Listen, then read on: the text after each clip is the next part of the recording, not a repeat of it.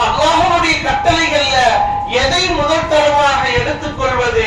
முதல் தரமாக அல்லாஹ்வுடைய கட்டளை என்று சொன்னால், அல்லாஹ் நமக்கு நம் மீது ஏவி இருக்கக்கூடிய லா இலாஹ இல்லல்லாஹ் என்று நாம் உள்ளத்தில் வைத்திருக்கக்கூடிய இந்த ஈமான் இருக்கின்றது.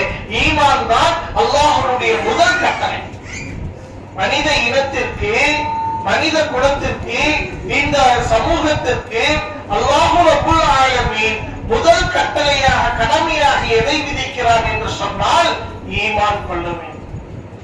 லா இலாஹ இல்லல்லாஹ், அல்லாஹ்தான் வணக்கத்திற்குரியவன், அவனை தவிர வேறு யாரும் இல்லை என்று நம்பிக்கை கொண்டிருக்கிறோமோ இல்லையோ, இந்த ஈமானை பாதுகாக்க வேண்டிய பொறுப்பு நமக்கு இருக்கிறது.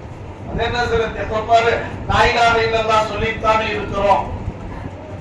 லா இலாஹ இல்லல்லாஹ் சொல்லிட்டு ஏதோ தொழுகாம இருக்கிறோம், நோன்பு வைக்காம இருக்கிறோம். ஈமானோடு தானே நாங்க வாழ்ந்துகிட்டு இருக்கிறோம் அப்படின்னு நீங்க நினைக்கலாம். என் அருமை சகோதரிமார்களே, தாய்மார்களே, இன்றைய கால சூழல் எப்படி இருக்கிறது என்று சொன்னால், நம் சமூகத்திடம் இருந்து எப்படி ஒரு உரையில் போடப்பட்டிருக்கக்கூடிய வாள் அந்த உரையிலிருந்து அழகாக உருவப்படுகிறதோ, அதுபோல நம் சமூகத்திடமிருந்து இன்றைக்கு ஈமான் முஸ்லிம்களாக காட்சியளிக்கிறார்கள். ஈமான் அவர்களை அறியாமலேயே இன்று பறிக்கப்படுகிறது என்பதை நாம் புரிந்து கொள்ள வேண்டும்.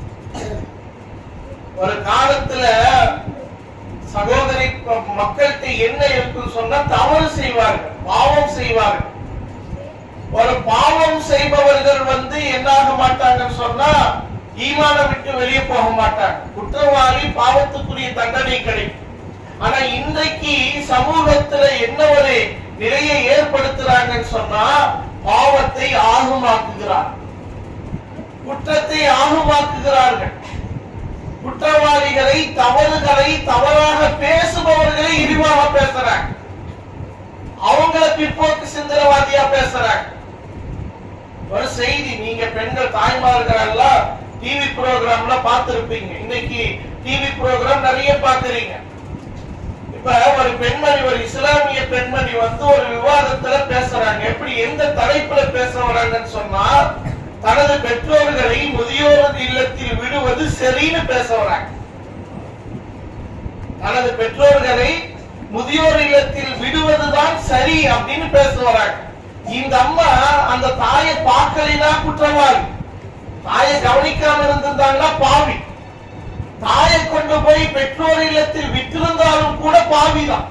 ஆனா அதை எப்ப அந்த அம்மா சரின்னு பேச வராங்களோ, அப்ப அவங்களுடைய ஈமான்